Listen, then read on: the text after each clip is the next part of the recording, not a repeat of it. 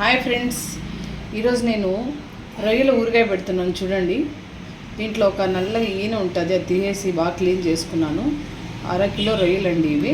ఇప్పుడు దీంతో ఊరగాయ ఎలా పెట్టాలో చూపిస్తాను. చూడండి, ఇవి పెద్దగా ఉన్నాయి కాబట్టి వీటిని చిన్న చిన్న ముక్కలుగా కట్ చేసుకుందాం. ఫస్ట్ చూడండి, ఇట్లా ఒక రొయ్యని తీసుకొని 2 పీసులుగా కట్ చేసుకోండి. ఎందుకంటే ఊరగాయ కాబట్టి మనకు మసాలా పట్టాలి కదా, పెద్దగా ఉంటే ఊరగాయ మసాలా పట్టడం కష్టం. అందుకనేసి ఇట్లా చిన్న చిన్న పీసులుగా వేసుకోవాలి. అన్నీ ఇలా చిన్న చిన్న ముక్కలుగా కట్ చేసుకోవాలి. ఇప్పుడు రొయ్యల ఊరగాయ ఎలా చేస్తారో చూద్దాం. ఫస్ట్ అన్నీ ఒక కట్టెరలోకి తీసుకుందాము. ఓకేనా ఫ్రెండ్స్, ఈ రొయ్యలలో మనము కొద్దిగా సాల్ట్ వేసుకోవాలి. ఈ సాల్ట్ పసుపు వేసుకొని బాగా కలుపుకోవాలి. ఓకేనా, ఉప్పు పసుపు బాగా కలిసేలాగా ఈ రొయ్య ముక్కలు కలుపుకొని ఇలా పక్కన పెట్టుకోండి. ఆన్ చేసుకొని ఒక మట్టి పాత్ర పెట్టుకొని ఇందులో ఆయిల్ వేసుకోవాలి.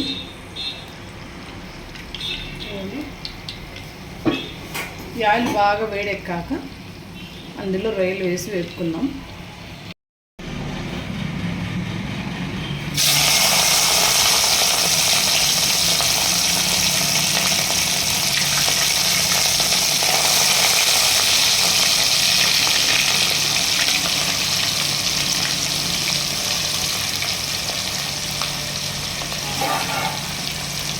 చూడండి, నూనె బాగా వేడెక్కిపోయిన తర్వాత ఇలా ఈ రొయ్యలు మనము నూనెలో వేసుకొని బాగా వేయించుకోవాలి.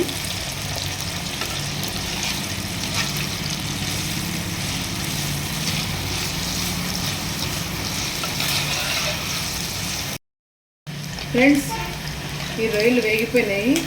చూడండి, మంచి గోల్డిష్ కలర్లోకి వచ్చాయి. ఇప్పుడు మనం తీసి పక్కన ప్లేట్లో పెట్టుకోవాలి. ఇవి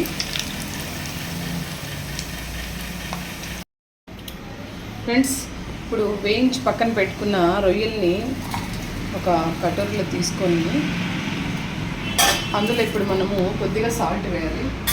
ఎందుకంటే వేయించుకునే ముందే సాల్ట్ వేసాం కాబట్టి ఇప్పుడు తక్కువగా వేయండి, ఎక్కువ వేయకుండా. తర్వాత అదేవిధంగా మిరప్పొడి 2 స్పూన్స్ మిరప్పొడి వేసుకోండి.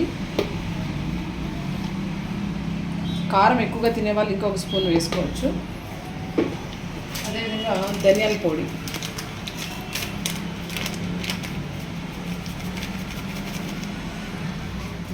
కూడా వేసుకోండి.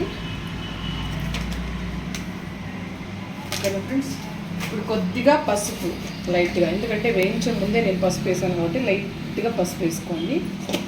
తర్వాత ఇందులోనే గరం మసాలా కూడా కొద్దిగా వేసేసుకోండి. ఇప్పుడు ఇవన్నీ బాగా కలుపుకోవాలి. ఊరగాయ కాబట్టి కొంచెం మిరప్పొడి ఇవన్నీ ఎక్కువగానే వేసుకోవాలి మనము, ఎందుకంటే నిలువ ఉండాలి కాబట్టి. నిలువ ఉండే పచ్చడిలో మనము ఉప్పు మిరప్పొడి ఇవన్నీ ఎక్కువ వేసుకుంటాము. ఓకేనా ఫ్రెండ్స్, ఇలా ఇవన్నీ బాగా కలుపుకున్న తర్వాత ఇది పక్కన పెట్టేసుకొని పోపుకు కావాల్సిన పదార్థాలు: ఎండుమిరపకాయలు, అల్లము, తెల్లగడ్డ, ఇవి నిమ్మకాయలు కూడా కావాలి. తర్వాత వచ్చేసి జీలకర్ర, సాసవులు, కొంచెం వేయించుకోవడానికి పప్పులు. ఇప్పుడు చూడండి, ఇందులో రొయ్యలు దేంట్లో అయితే వేయించుకున్నామో ఆ నూనెలోనే వేస్తాము. కొద్దిగా కరివేపాకు, అదేవిధంగా అల్లం వెల్లుల్లి పేస్ట్, ఇవన్నీ జీలకర్ర, సాసవులు, చెక్క, కొద్దిగా పప్పు దినుసులన్నీ వేసుకొని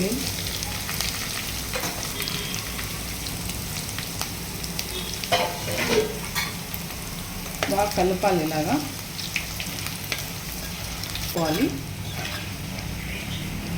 ఇప్పుడు ఈ నూనెని మనము రొయ్యలన్నీ మిరప్పొడి, ధనియాల పొడి, గరం మసాలా అన్నీ వేసి కలుపుకున్నాం కదా, ఆ నూనెని ఈ గిన్నెలో వేసుకున్నాము.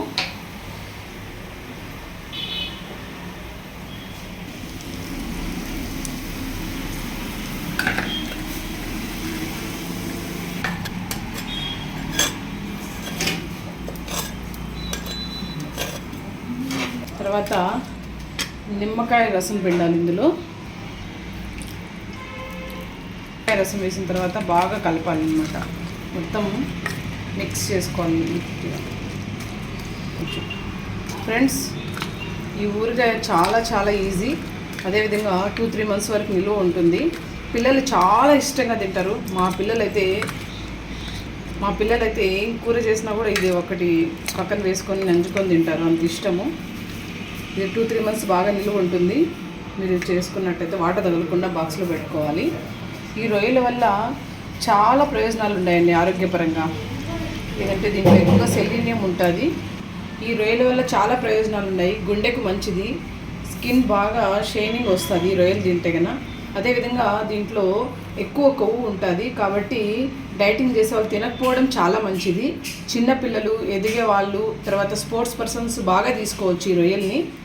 ఫ్రెండ్స్, మీరు కూడా ఈ విధంగా రెడీ చేసుకొని ఇంట్లో పెట్టుకోండి. మీ పిల్లలు కానీ మీ ఇంట్లో పెద్దవాళ్ళు ఎవరైనా సరే చాలా బాగా ఇష్టపడతారు. రొయ్యలు ఊరగాయ చాలా బాగుంటుంది. మళ్ళీ ఈ విధంగా నేను చెప్పిన ప్రాసెస్లో చేసుకుంటే మీకు 2-3 months ఈజీగా నిల్వ ఉంటుంది. Thank you for watching Anjana's kitchen. తప్పకుండా ఈ వీడియో నచ్చితే మీరు లైక్ చేయండి, షేర్ చేయండి, సబ్స్క్రైబ్ చేసుకోండి. మరిన్ని మంచి మంచి వంటకాలు మీ ముందుకు వస్తాయి అంజనాస్ కిచెన్ నుంచి.